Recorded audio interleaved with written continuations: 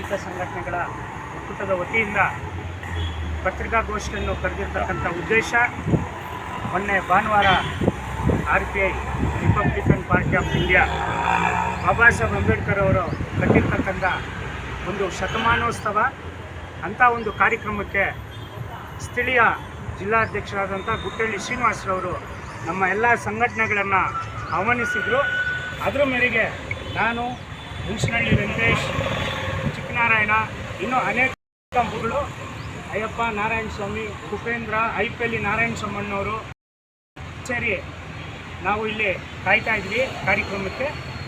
ಆ ದಿನ RPIನ ರಾಜ್ಯಾಧ್ಯಕ್ಷರು ವೆಂಕಟಸ್ವಾಮಿ ಅವರು 10 ಗಂಟೆಗೆ ನಿಗದಿಪಡಿಸಿದಂಥ ಒಂದು ಸಮಯವನ್ನು 12:15 ಗಂಟೆಗೆ ಇಲ್ಲಿ ಬಂದರು.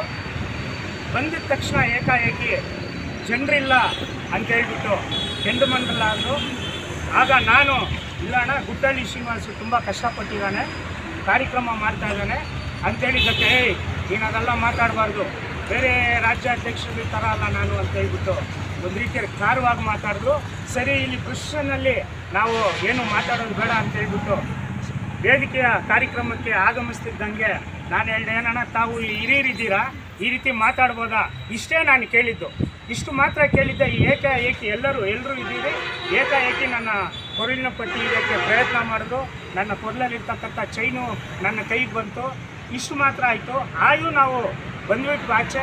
ಆಮೇಲೆ ಎಲ್ಲ ಸಂಘಟನೆಯವರು ಸೇರಿ ಆ ಸಭೆಯನ್ನು ಬಹಿಷ್ಕಾರ ಮಾಡಿ ಆಚೆ ಬಂದು ನಾವೊಂದು ಪತ್ರಿಕಾಗೋಷ್ಠಿ ಕರೆದು ಸುದ್ದಿಯನ್ನು ಕೊಟ್ಟು ನಾವು ನೇರವಾಗಿ ಹೋದ್ವಿ. ಹೋದ ನಂತರ ಅವರು ಓದುವಂಥ ಸಂದರ್ಭದಲ್ಲಿ ಪತ್ರಕರ್ತರಿಗೆ ಮೊನ್ನೆ ಸೂಳಿಕುಂಟೆ ಆನಂದ್ ಅವರು ಆಚಾರ್ಯಕ್ಕಾಗಿ ಇಲ್ಲಿ ಬಂದು ಕಾರ್ಯಕ್ರಮವನ್ನು ಕೆಡಿಸ್ಲಿಕ್ಕೆ ನೋಡಿದ್ರು ಅಂತ ಹೇಳ್ತಾರೆ. ನಿಮಗೆ ಶೋಭೆ ತರುವಂಥದ್ದಲ್ಲ. ಮಾನ್ಯ ವೆಂಕಟಸ್ವಾಮಿ ಅವರೇ, ರಾಜ್ಯಾಧ್ಯಕ್ಷನಾಗಿದ್ದೀನಿ. ಇಲ್ಲಿ ಬಂದಿರತಕ್ಕಂಥವರೆಲ್ಲ ರಾಜ್ಯ ಮಟ್ಟದ ನಾಯಕರಿದ್ದಾರೆ, ರಾಜ್ಯ ಅಧ್ಯಕ್ಷಗಳಿದ್ದಾರೆ. ನಿಮಗೆ 2 ಅವರ್ ನಾವು ಕಾದಿದ್ದೀವಿ. ಕಾರ್ಯಕ್ರಮನ ಕೆಡಿಸೋ ರೀತಿ ಇದ್ದಿದ್ರೆ ನಾವು 2 ಅವರ್ ಕಾಯ್ತಾ ಇರಲಿಲ್ಲ. ತಾವು ಯಾವ ರೀತಿ ಅಸಭ್ಯವಾಗಿ ಇಲ್ಲಿ ನಡ್ಕೊಂಡ್ರಿ. ನೀವು ಹಿರಿಯ ನಾಯಕರಾಗಿದ್ದೀರಾ. ನೀವು ಹೇಳ್ತೀರಾ ನಾನೊಬ್ಬ ರಾಷ್ಟ್ರ ಮಟ್ಟದ ರಾಜ್ಯ ಅಧ್ಯಕ್ಷನು, ಇಲ್ಲಿ ಬಂದಾಗ ನನಗೆ ಗೌರವ ಇಲ್ಲ ಅಂತ.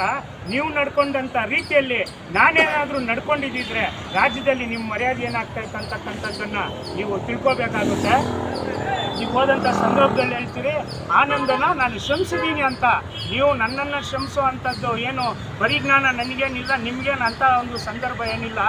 ನಿಮ್ಮ ವಯಸ್ಸಿಗೆ, ನಿಮ್ಮ ಹಿರಿತನಕ್ಕೆ ನಾನು ಶ್ರಮಿಸಿದ್ದೀನಿ ಅಷ್ಟೇ ವಿನಃ ನಿಮ್ಮ ಸಂಘಟನೆಗೆ ಬರುವಂಥ ಮುಟ್ಟಾಳ ನಾನೇನಲ್ಲ. ನಾನು ಒಬ್ಬ ರಾಜ್ಯ ಮಟ್ಟದ ನಾಯಕನಾಗಿದ್ದೀನಿ. ಅದಕ್ಕಾಗಿ ಇವತ್ತು ಪತ್ರಿಕಾಗೋಷ್ಠಿಯನ್ನು ಕರೆದಿದ್ದೀನಿ. ಇನ್ನು ಮುಟ್ಟಿದ್ದು ಅಲ್ಲಿದ್ದಂಥ ನಮ್ಮ ಎಲ್ಲ ನಾಯಕರುಗಳು ಮಾತಾಡ್ತಾರೆ.